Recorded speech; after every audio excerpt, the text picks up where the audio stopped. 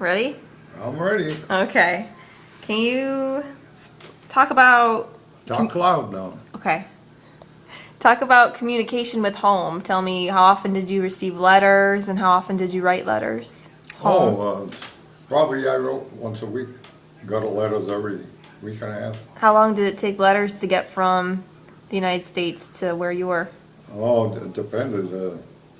Sometimes it take a week and a half, week. All depended. It was uncertain. Who did you get letters from? Mostly from the grandmother, my wife. Who wasn't your wife at the time? Excuse me? She was just your girlfriend at the time, right? Oh, yeah. Oh, yeah. I took her to the prom, the high school prom. That's cute. I didn't ask her. She asked me, by the way. I didn't know that. And another thing, she had me scare off her boyfriend. Oh, she had a boyfriend at the time? Oh, well, when I first met her, I went to her house, waiting for her outside. She come down and she says, "Oh, my boyfriend's out there. You want to tell him that I don't want to see him anymore?"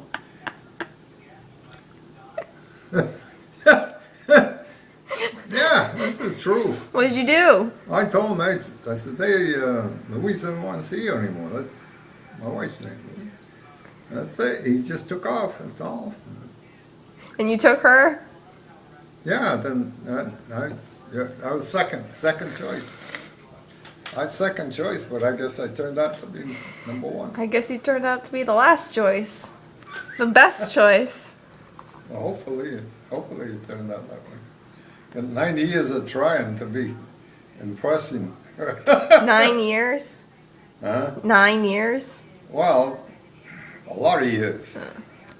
Since 45. Oh, you said 90 years. Well, wait a minute now. I tried to impress her before 45. We were going out together since 41.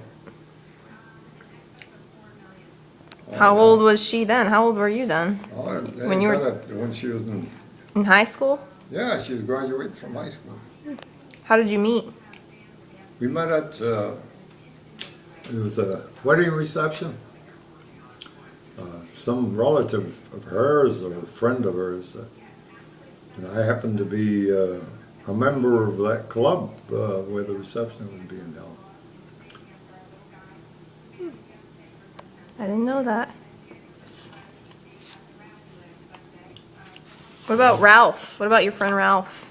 Who? Your friend Ralph in the war? Oh, Ralph. He was from New Hampshire. Ralph was... Did you keep in touch with him? Did he make it home?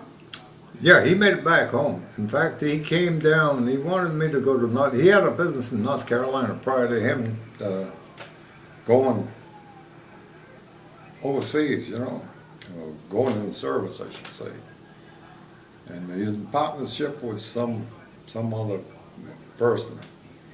And the other person stayed behind running the business. And I guess through correspondence, there's some sort of friction. And after the war, he lived in New Hampshire, and he stopped by to see me and wanted me to make a trip with him down to that North Carolina place of business. And I told him I couldn't do it at that time. We were already married. And I can't leave my wife at that. So he went, but that was the last time I saw him. Mm. I guess he was disappointed. He had had hopes that I would connect with him, Right. And of course I married, he didn't marry. Mm. The only correspondence I had actually with anybody I served was Charlie Myers. Charlie Myers lived in Brooklyn, New York. For first few years he sent me Christmas cards. And Charlie Myers had been already married prior to going in the service. He had one child, I think.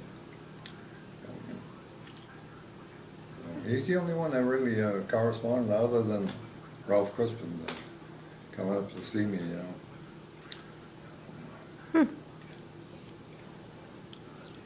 Tell me that story about the, let me get situated here. Tell me about the story about the DDT that you were telling me about before, about them spraying the DDT. So, say that again. DDT in your Oh, the tents, remember? DDT.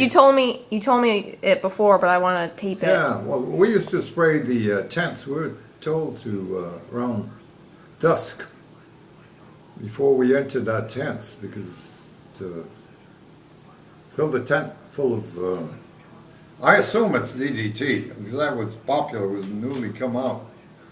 And pull the flaps down to close the insecticide in, so anything that was in there would kill it. And for 20 minutes, leave the flaps down. After 20 minutes, open the flaps up. But the thing is, whatever insecticide, it went on the bedding and everything. We had no concept of what we're doing actually. You know, as far as danger to ourselves. Right? It went all over our clothes. My clothes are in the tent, you know, in our house. In the bedding, we slept on it. What were your beds like? Beds? The sleeping conditions, what were they like? Our beds were made from bamboo. They were bamboo legs, cross members, and hemp rope. That was the spring. It was all hemp rope. It was made by Indians. And on top of the hemp rope was blankets. We had blankets.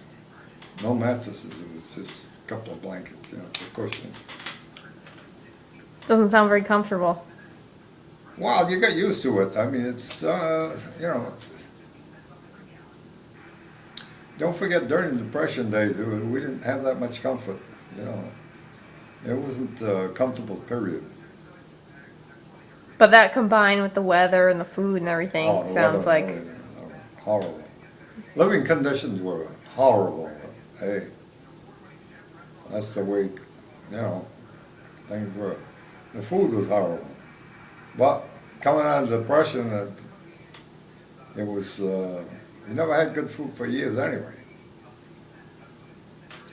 I remember during the Depression how we lived on was pig's feet.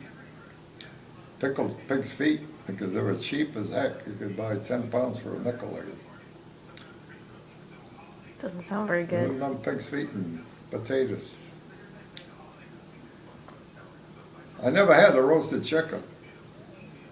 I had chicken, but in soup. Just made soup, right? It was chicken. It was around Easter. It was a big holiday, Easter. And of course, my parents had chickens in the backyard, raised chicken. And they'd kill one chicken a year, special holiday. And of course, it didn't go for roasted chicken. That chicken went into the soup and lasted for a long time.